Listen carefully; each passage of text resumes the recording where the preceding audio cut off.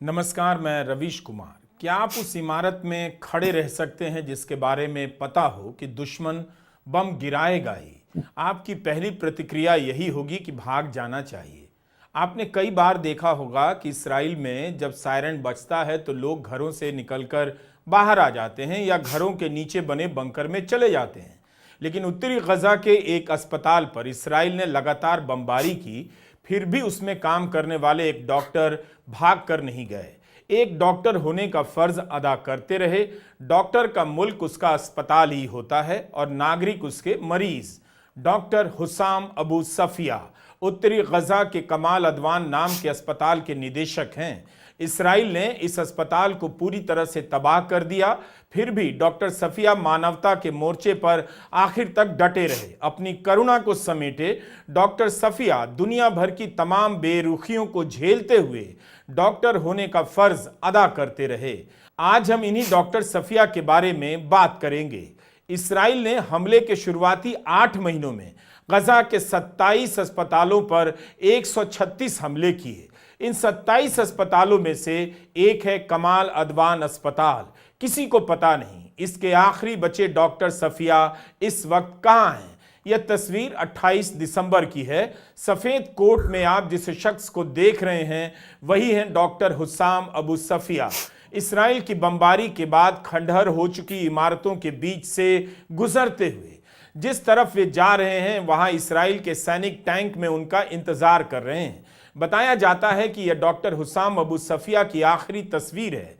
साल भर से ज्यादा समय से बमबारी हो रही है। शहर में कोई इमारत साबुत न बची हो, कई अस्पताल मलबे में बदल गए हों, भागने का कोई रास्ता ना हो, अगले पल मौत आने की गारंटी हो, फिर भी डॉक्टर सफिया अपने अस्पताल में डटे रहे और आखिर तक घायलों के इलाज करते रहे। मलबों के बीच चले जा रहे डॉक्टर सफिया के दिमाग में क्या चल रहा होगा? क्या वे मृत्यु के बारे में सोच रहे होंगे? मृत्यु के बाद के जीवन के बारे में आप दर्शक क्या सोच रहे हैं? क्या आप इतनी बमबारी के बीच डॉक्टर सफिया की तरह होने की कल्पना कर सकेंगे? उत्तरी गजा के बेत लहिया का आखिरी अस्पताल कमाल अदवान 7 अक्टूबर 2023 के बाद इसराइल ने जब गजा पर हमला शुरू किया तब से डॉक्टर सफिया निदेशक होने के तौर पर अपने अस्पताल को चलाते रहे। इंस्टाग्राम पर डॉक्टर सफिया को 1.25 लाख लोग फॉलो करते हैं। लगातार अपने इंस्टाग्राम पर अस्पताल की जानकारी देते हैं, मदद के लिए अपील करते हैं। इस्राएली सेना द्वारा अस्पताल खाली करने की धमकियों के बावजूद उन्होंने अस्पताल नहीं छोड़ा, खुद भी घायल हुए मगर अपने मरीजों का इलाज करते रहे, अपने साथियों के साथ खड़े रहे। इसी अस्पताल में डॉक्टर सफिया का परिवार भी शरण ले रहा था। इसराइल ने अस्पताल के दरवाजे पर ड्रोन से हमला कर दिया जिसमें उनके 15 साल के बेटे की मौत हो गई। डॉक्टर सफिया ने तब कहा था कि इसराइल उन्हें इस बात की सजा दे रहा है कि वे अस्पताल बंद नहीं कर रहे हैं। कुछ महीने पहले जब अस्पताल पर हमला हुआ तब उनका वीडियो वायरल हुआ जिसमें वो मरने वालों के लिए सामूहिक कब्र खोद रहे हैं। नवंबर 2024 आते आते इस अस्पताल में डॉक्टर सफिया के अलावा सिर्फ एक डॉक्टर और थे जो उनके साथ काम करते रहे। डॉक्टर सफिया का एक बयान फ्रंटलाइन डिफेंडर्स नाम की मानवाधिकार संस्था की वेबसाइट पर है। यह संस्था युद्ध के मैदान में काम करने वाले मानवाधिकार कार्यकर्ताओं की सुरक्षा के लिए काम करती है। अपने बयान में डॉक्टर सफिया कहते हैं कि इस्राएली सेना नहीं जानती वो क्या चाहती है। उन्होंने मुझे कुछ देर हिरासत में रखा और मुझसे सवाल किए कि क्या अस्पताल के अंदर कोई लड़ाके हैं। उन्होंने मांग की कि मैं अस्पताल खाली कर दूं, मगर मैंने मना कर दिया और आश्वासन दिलाया कि अंदर सिर्फ मरीज हैं। इसके बाद भी अस्पताल के स्टाफ के 57 लोग गिरफ्तार कर लिए गए। मैंने अपने अस्पताल को छोड़ने और अपने मरीजों की बलि देने से मना कर दिया, इसलिए सेना ने मुझे सजा देने के लिए मेरे बेटे को मार डाला। मैंने अस्पताल के दरवाजे पर उसकी मौत देखी। मेरे लिए यह बहुत बड़ा सदमा था। मैंने उसके लिए अस्पताल की एक दीवार के पास कब्र बनाई ताकि वो मेरे पास रहे। आप डॉक्टर में भगवान देखते हैं, लेकिन डॉक्टर सफिया ने आप में यानी दुनिया भर के नागरिकों में क्या देखा होगा? दुनिया भर के हुक्मरानों में क्या देखा होगा जो आज इसराइल के साथ खड़े हैं? क्या उन्हें भी भगवान नजर आया होगा? WHO और उससे जुड़े लोगों के ट्विटर हैंडल पर इस अस्पताल के बारे में बहुत कुछ जानने को मिल जाएगा। आप देख सकते हैं कि मार्च से लेकर दिसंबर तक इस अस्पताल पर किस तरह लगातार हमले हुए और यह ध्वस्त होता चला गया। दिसंबर 2023 में हमला होता है। उसके 6 महीने बाद 4 मार्च 2024 को WHO के निदेशक डॉक्टर टेड्रोस ने कमाल अदवान और अल अब्दा अस्पताल के बारे में तस्वीरों के साथ ट्वीट किया। WHO की टीम पहली बार इन अस्पतालों का हाल जान पाई। कमाल अदवान के बारे में डॉक्टर टेड्रोस मार्च में लिख रहे हैं, बच्चों के इस एकमात्र अस्पताल में मरीजों की भारी भीड़ है।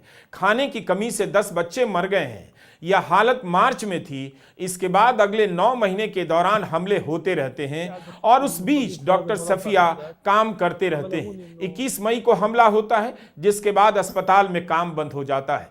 25 अक्टूबर की सुबह यहां बड़ा हमला हुआ। उस समय भी कई मरीजों का इलाज चल रहा था। 30 अक्टूबर 2024 को डॉक्टर टेड्रोस ने लिखा, अस्पताल में बच्चों का सिर्फ एक डॉक्टर है और एक हड्डियों का। यहां स्टाफ बेहद कम है।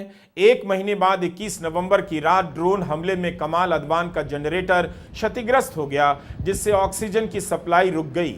हमले के कारण स्टाफ उसे ठीक नहीं कर पाया। पानी का टैंक भी बर्बाद हो गया।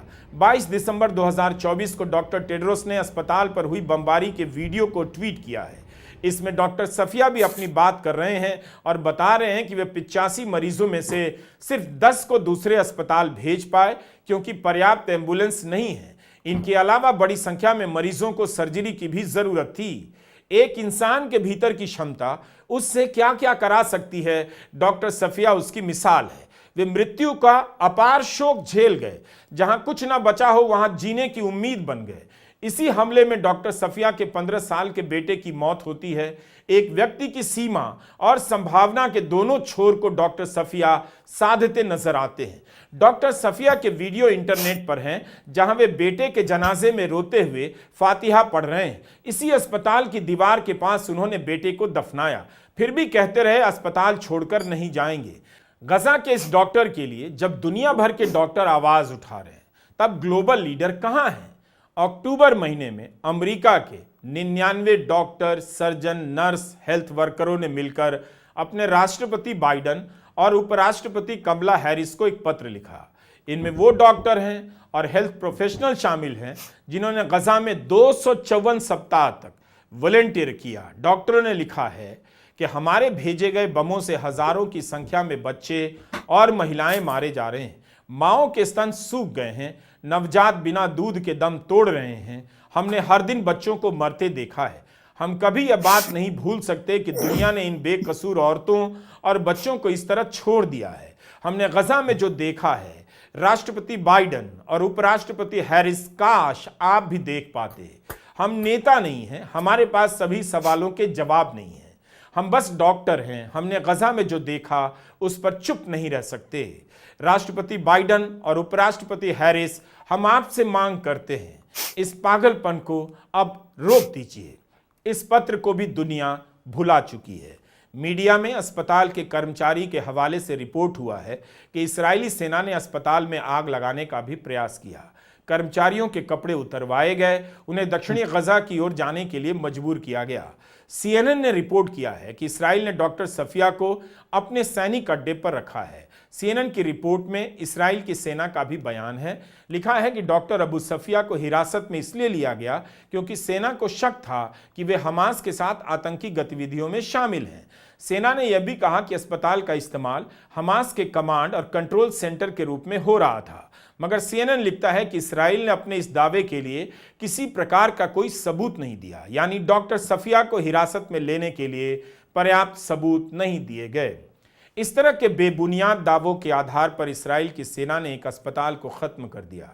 डॉक्टर सफिया का एक बयान पढ़ रहा था जो उनके एक साथी ने मीडिया में दोहराया है।